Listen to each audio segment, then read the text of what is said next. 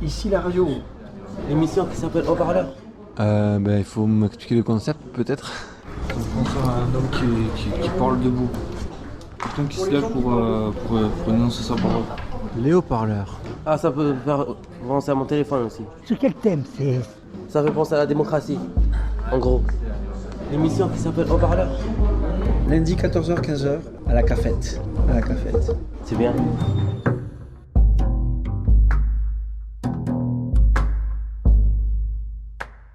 Fabienne, Catherine, Gabriel. Thierry.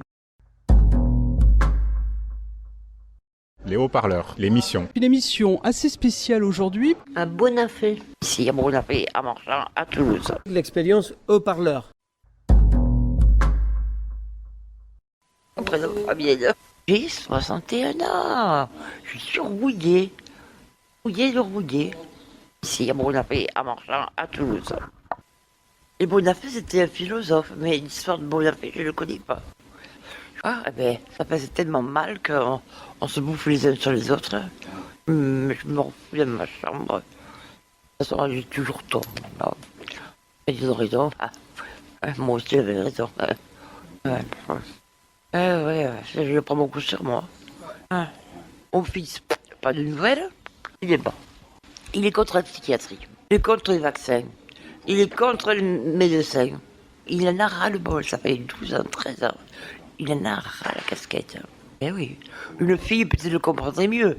Mais un gars, si vous pouvez m'aider un peu, mais il m'aide pas. Il me cherche pour Noël, pour le jour de l'an, pour mon anniversaire, pour la fête des mères. Les cadeaux, oui, les cadeaux. Mais on n'achète pas les gens avec des cadeaux. Et attends, parce que il sait qu'il en a deux, le gamin. Et je crois que ça y est, la troisième. Ouais. Comme ça, tu m'en doutais. La psychiatrie. Qu'est-ce que tu penses des relations qu'on peut avoir avec des petits enfants? Est-ce que c'est porteur d'avenir?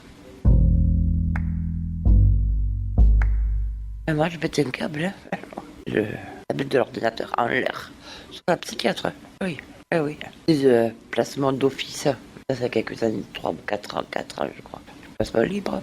Donc, ils me font comprendre que si je suis pas contente, je peux prendre la porte, puis terminer. Je vais où? J'ai plus d'appartement. Je suis ma belle-fille. Mon fils, il aurait aimé, il y a quelques années, parce que ça fait un moment qu'il la connaissait, sa bonne dame, il aurait aimé me prendre. Et puis la téléphonie, je pense qu'il a eu Madame propre. Elle a dû lui dire non, votre mère, elle est maman trop fatiguée, trop malade. Mon fils, il est contre la psychiatrie, mais il se soumet au dire des psychiatres. Tu comprends quelque chose?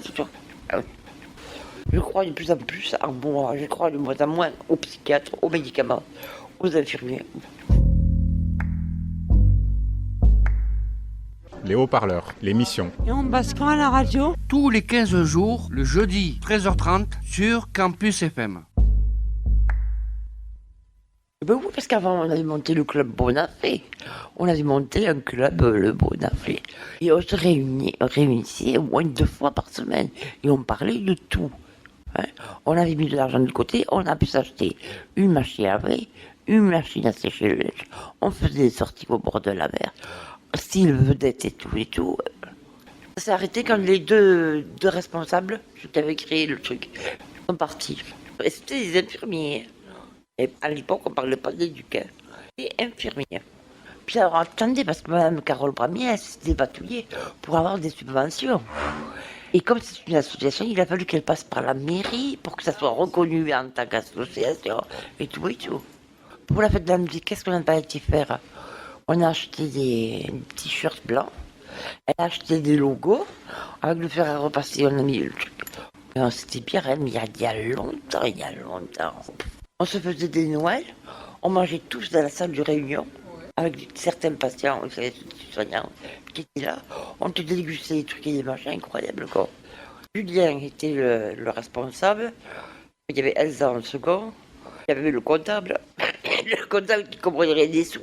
Et il y avait quand même Nadine Dufour, qui était ergothérapeute, qui faisait des trucs intéressants. Non, elle n'a plus. Elle est partie à la retraite. Et avec elle, on faisait de la musicothérapie. Elle avait quelques instruments de musique, et on tapait tac, tac, comme ça. Et c'était bien.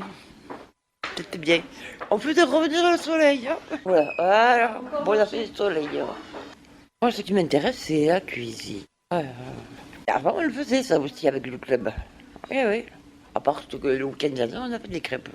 On était quand même contents. On a eu une crêpe. Parce que le mercredi, c'est le goûter amélioré. C'est pas dire amélioré, et en rien amélioré. Les gâteaux périmés, tout, ils sortent de fougue. On n'a pas de sous à la direction. Alors, il faut qu'on serre la ceinture. Allez. Et bonjour. Donc, on est ici où? Où est-ce qu'on est ici? À Bonafé. Et vous êtes là depuis combien de temps? 3 mois. Comment ça marche l'accueil ici? Ouais, c'est sympa. Ouais.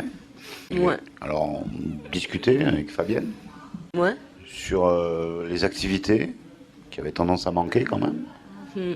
Vous, c'est votre sentiment depuis 3 mois que ça manque d'activités? Non, pas vraiment. Moi, je dors la plupart du temps, alors... C'est une grosse activité alors.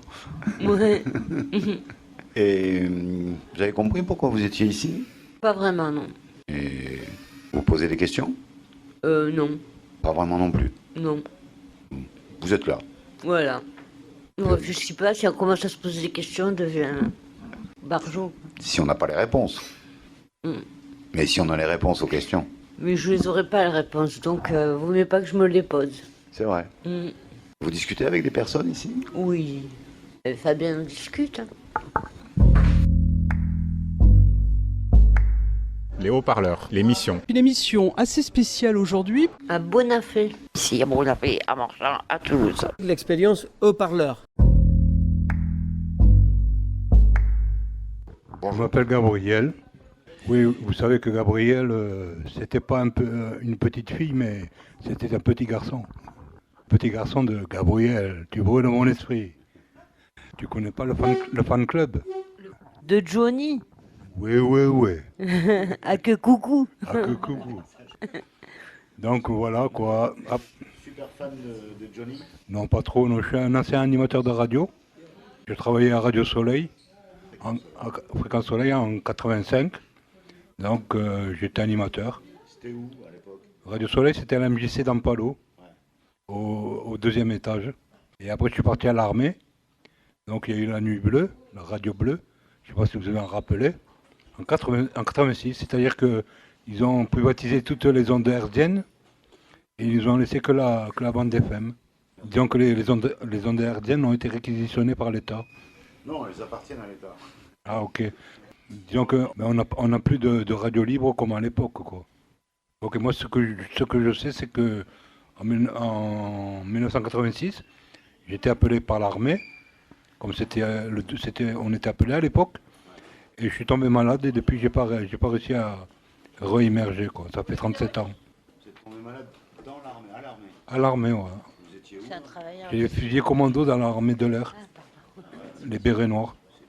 85-12. On m'a dit que c'était le contingent le plus dur. Donc voilà, je suis tombé malade et depuis, j'arrive pas à m'en sortir. Il y a des activités ici? Oui. À Cathy, par exemple, on a fait un spectacle. On est allé au forum de l'hôpital et pendant le spectacle, on a dansé un fado tous les deux. Ouais. Cathy et moi. C'est exact. C'était il n'y a pas longtemps, ça, non? Non, il y a plus de 10 ans. Hein. Ah bon? Oh, c'est une ancienne. Hein. Oui, moi, il y a des années, ça fait Voilà, longtemps. Moi aussi, je sors, je 30 rentre. ans. On est obligé d'être présent, quoi, et d'obéir aux ordres, quoi. Un peu comme si on était dans l'armée ou autre chose, quoi. On a des obligations. Mais nos devoirs, nos droits, ils sont pas trop là, quoi. Quand on fait des réclamations, on n'est pas entendu. On n'est pas entendu. On est aliéné de nos droits d'être humain. Je ne sais pas si vous avez entendu parler, mais il y a des milliers d'adultes handicapés qui ont adopté un contrat par leur tuteur ou tutrice, et ce contrat leur coupait leurs droits. C'est-à-dire qu'au lieu de toucher 900 €, on ne touche plus que 270 € et quelques. Est-ce que c'est admissible? Est-ce que c'est raisonnable d'après vous que l'on fasse ça à un handicapé? Tout ça sous prétexte qu'ils estiment qu'avec 271 €, c'est largement suffisant pour vivre parce qu'on est nourri, logé, blanchi. Mais moi, ils oublient que j'ai un box à payer pour mes affaires personnelles et mes archives, et j'ai les cigarettes. Et rien qu'au budget cigarettes, ça suffit pas, quoi.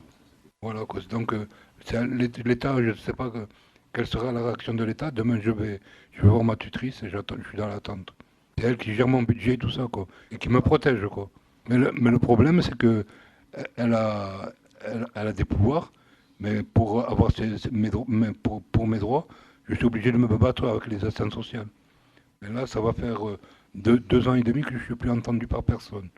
Ils me disent, vous avez des économies, débrouillez-vous. C'est ce que j'entends comme réponse. Moi, je suis pas au courant. Comment tu gères l'argent? Moi, j'ai une tutrice. Ouais. Moi, je m'en occupe pas. Moi, je m'en occupe. Moi, j'ai fait un peu de comptabilité avant de tomber malade, donc mes comptes, ça m'intéresse. Je sais ce qui se passe au niveau des autres patients, mais je ne le dis pas parce que je n'ai pas le droit d'en parler. On nous a coupé des droits, carrément, on nous a enlevé des droits. Moi, j'ai une curatelle renforcée, mais ma tutrice n'a aucun pouvoir sur l'État. Et moi, j'avais des droits, on me les a enlevés. Et je me demande comment je vais faire pour J'avais formé un petit capital pour mon neveu et ma nièce. Et là, si ça continue comme ça, je vais être obligé de manger mon capital pour pouvoir vivre. Et mon neveu et ma nièce, c'est tout pour moi. Mais ils sont peut-être en meilleur état que vous, peut-être qu'ils peuvent être plus autonomes pour faire leur vie. Ça, c'est le discours du pouvoir, c'est pas le discours des patients. Voilà, quoi. Moi, j'obéis toujours aux ordres, quoi. Mais un jour, trop, c'est trop, quoi. Ça va péter, quoi. Ça nous suffit avec la ZDF. Hein. Ouais. Moi, ce que je râle, c'est que j'ai pas le droit de vote ni le droit de porter plainte. On n'a pas le droit de porter plainte. Non, On nous dit, on l'a pas. Si vous n'êtes pas content, vous signez la décharge, vous partez dans la rue. Comment voulez-vous qu'une patiente ou un patient qui n'ont pas de résistance nerveuse, qui n'ont pas la santé de se battre pour mener un combat au niveau judiciaire, comment voulez-vous qu'un patient puisse se porter plainte contre autrui, contre l'État? Parce que nous, on n'a pas la force de se battre. On n'a plus la force, on est là, c'est pas pour rien. Par exemple, je suis l'aîné d'une famille de 10 enfants. J'ai des tas de neveux et nièces, c'est moi l'aîné. Qui c'est le responsable là-dedans? C'est moi, je suis handicapé. Comment voulez-vous que je m'occupe de ma famille, que je gère ma famille, tout en ayant si peu de droits et si peu d'acquis? On nous donne le droit à la parole, mais c'est rare quand on exprime ce que l'on ressent au fond de nous-mêmes. Parce qu'en tant qu'être humain, quand même, on a des droits. Les droits de l'homme, ça existe. Les droits de la femme et les droits des enfants aussi. On est des êtres humains, on n'est pas des objets. Alors dès qu'une personne a du pouvoir sur nous, et que cette personne est déstabilisée, ils utilisent ce pouvoir contre nous, et on ne peut rien faire, on ne peut rien dire. On n'a que notre force intérieure. Ceux qui ont acquis des droits, ça s'est passé 10 ans après, ils ont commencé à reconnaître les problèmes de l'armée par rapport aux personnes qui tombaient malades dans le sein du corps de l'armée. Donc on m'a dit, on m'a jamais donné mon papier de réforme. J'étais pendant plus de 30 ans en mission. Il y a 2 ans, on m'a dit que j'étais en fin de mission. Ça s'appelle du délire. Mais ça, c'est pas officiel. C'est juste au niveau de mon délire intérieur. Parce que j'avais un appartement à Muret. J'en avais fait une cellule antiterrorisme. Je suis allé à Marignane, à l'hôpital, à l'aéroport de Marseille. J'ai atterri, le GIGN m'a réceptionné. J'ai discuté avec le psychiatre du GIGN. Il m'a dit, vous êtes tout à fait normal, monsieur. On vous envoie aux urgences. Voilà, c'était tout. Et des urgences, comme ils n'avaient pas de solution, ils m'ont mis à l'hôpital de Marseille. Ça va faire 20 ans que je n'ai pas progressé et que je ne me suis pas amélioré et j'ai pas rechuté, quoi. Je suis resté stable. Ça fait 22 ans que je suis stable. J'ai souffert. J'ai le droit de vouloir faire un petit don à ma famille. Et là, j'étais en famille d'accueil pendant 5 ans. Ma mère est décédée. J'ai dû rentrer sur Toulouse. Et là, malgré tous ces problèmes, ma petite maman, elle avait fait un petit capital d'héritage. 600 francs par garçon, on est 5. Voilà, bon, moi je pense que je vais donner la parole à quelqu'un d'autre alors. Allez, Fabien, à toi. Fabien, dis quelque chose. Oui, mais le malaise à l'hôpital, on le connaît depuis des années, ça ne change rien. La situation mondiale, c'est de pire en pire, n'en parlons pas. Et qu'est-ce qu'on va faire de nous, par rapport à que nous sommes ici à Bonafé, à Marchand, à Toulouse? Ouais, Thierry de Jolimont. Alors, les conditions ici, finalement, c'est assez draconien. Il y a un règlement qu'on doit respecter. Par exemple, ne pas fumer à l'intérieur, ne pas demander tout le temps des cigares et des cigarettes. Et puis pas toujours demander du feu parce qu'un briquet ça coûte 2 € et la location pour adultes handicapés c'est une fortune. Il n'y a pas de contre-pouvoir, de toute façon il y a simplement un pouvoir qui est en place, il est bien en place et calmement. Ici si vous voulez il y a absolument tout pour être heureux. Le bonheur, on a à manger, à boire gratuit directement. La location pour adultes handicapés, c'est moi qui l'ai fait augmenter au niveau national avec le docteur Aoui, permet quand même de s'acheter des cigarettes, des cigares, des briquets, tout. Alors moi maintenant je ne donne plus pas un sou non plus parce que ça aussi tout le monde il a d'argent. Avec la location pour adultes handicapés, on peut louer un T1 sans problème, s'acheter un sac de cigares et rester chez soi tranquille. Alors les gens ils viennent ici, mais normalement ils devraient y rester au maximum 1 mois. Ici c'est des années qui restent. Autrement, au sein du pavillon, il y a beaucoup de conflits internes, c'est-à-dire entre les patients, entre nous. On a du mal à se supporter à cause de nos souffrances. Le personnel a beaucoup de difficultés pour nous aider.